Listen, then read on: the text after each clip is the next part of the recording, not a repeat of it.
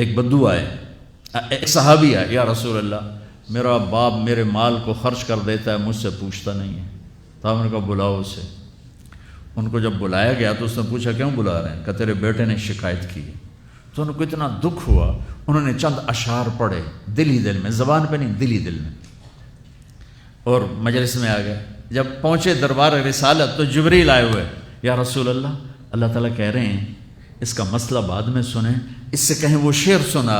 جو تو نے بیٹے کے گلے میں کہے ہیں، اور اب تیری زبان سے ادا نہیں ہوئے پر تیرے اللہ نے سنے۔ تو آپ نے اس سے فرمایا اچھا بھائی تیری گل تو میں بعد سنوں گا، تو پہلے وہ میں نے شعر سنا۔ انہوں نے کہا اشہد انک رسول اللہ، میں گواہی دیتا ہوں آپ اللہ کے رسول ہیں۔ یا رسول اللہ میں نے دکھ میں چند اشعار زبان سے نہیں دل ہی دل میں دہرائے تھے، اور آپ کے رب نے عرشوں پہ سنا، واقعی آپ کا رب بھی سچا اور آپ بھی سچے۔ آپ نے کہا کیا کہا تھا؟ غدوت مولودا ومنطق یافعا تعل بما اجنی علیک وتنہل واذا ذاقتک بالسقم لم ابت لسقمک الا ساہرا اتململ کأنی انا المتروک دونک بالذی ترکت به عینی وعینی تحمل تخاف الردى نفسی علیک وانها لتعلم ان الموت وقت مؤجل فلما بلغت السن والغایة التي الیها مدى ما فیک اؤمل جعلت جزائی غلظة وفظاظة كأنك انت المنعم المتفضل فإن لم تر حق ابوبتی فعلت كما الجار المجاور يفعل۔ میرے نبی کے ٹپ ٹپ آنسو۔ کہا میرے بیٹے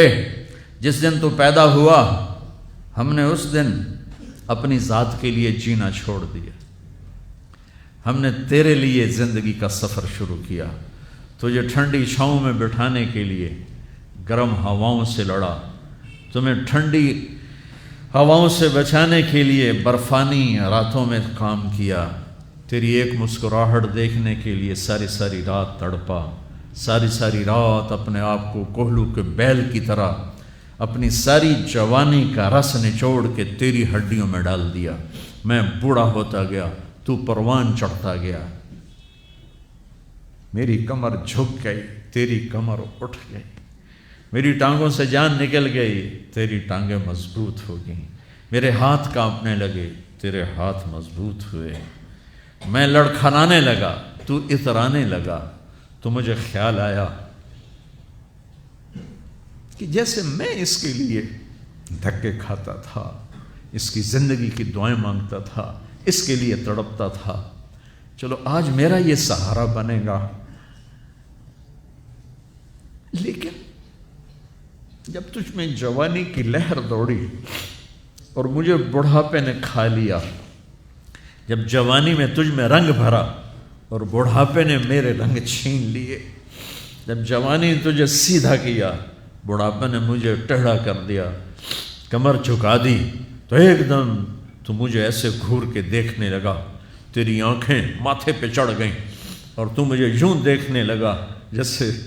میں نوکر ہوں تو باپ تو مالک۔ تو میں نے اپنی 30 سالہ زندگی کو جھٹلا دیا کہ ہاں میں باپ نہیں ہوں، میں نوکر ہوں، یہ میرا سردار ہے، اگر یہ بیٹا ہوتا تو یوں تو نہ کرتا۔ اس نے میری راتوں کے تڑپنے کو بھلایا،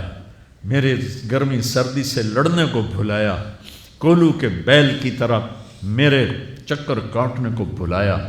اپنی خوشیوں کو دفن کر دیا اپنے سینے میں، قبرستان بنا دیا اپنے سینے کو، اپنی خواہشات کا اور اپنی خوشیوں کا، اور آج تو مجھ سے ایسے بات کرتا ہے جیسے میں نوکر ہوں اور تو میرا آقا ہے۔ اچھا میرے بیٹے میں نوکر سہی، تو سب، پر میں تیرا پڑوسی، تو بندہ پڑوسی سے پوچھ ہی لیتا ہے کیا حال ہے، کوئی ضرورت تو نہیں، اتنا ہی پوچھ لیتے۔ دیکھو میں آج رو رہا ہوں،